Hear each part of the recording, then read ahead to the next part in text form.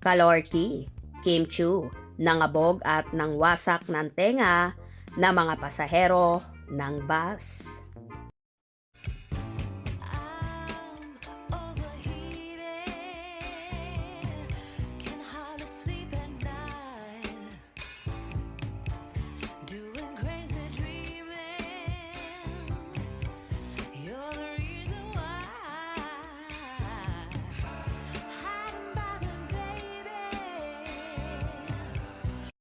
Lap trip nga ang isang fanay na si Doren Carulyuan kung saan nakatagpa kay Chinita Princess Kim Chu ang isang video kung saan nakasakay siya ng bus at sa TV nga ng naturang bus ay ang pinapanood ay ang afternoon show na It's Showtime. Makikita na kumakanta sina Kim Chu at Darren Espanto. Ang isa sa hit song ng Aegis, ang Basang-Basa sa Ulan.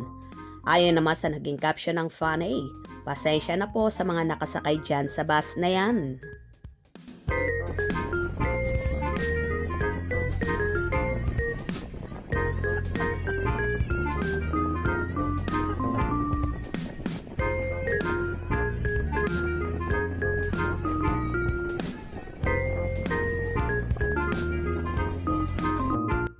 Kaloka lang kasi at game na game at kwelang-kwela si Chinita Princess na pagbigyan ang kanyang bestie na si Darren Espanto na kantahin ang Basang-Basa sa Ulan na ikinatuwa naman ng lahat. Hindi nga alintana kay Kimi kahit sobrang taas ng kantang yon at pinipili talaga niyang kantahin kung saan sinalo naman siya ng bestie niyang si Darren.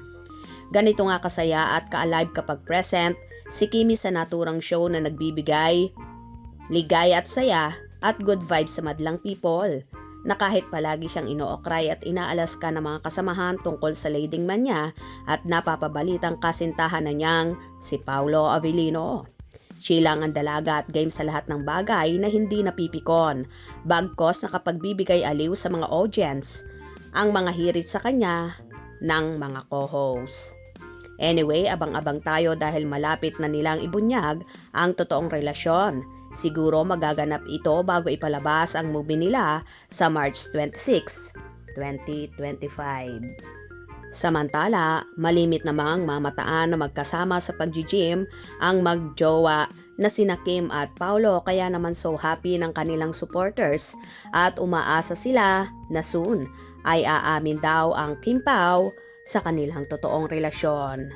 Kaya itodo na natin ang suporta sa Kim Pao, lalong higit ngayong darating na March 26 para sa first movie nila at gawin nating patok na patok at blockbuster ang pelikula nila sa takilya. Hope you enjoyed. Please subscribe for more info.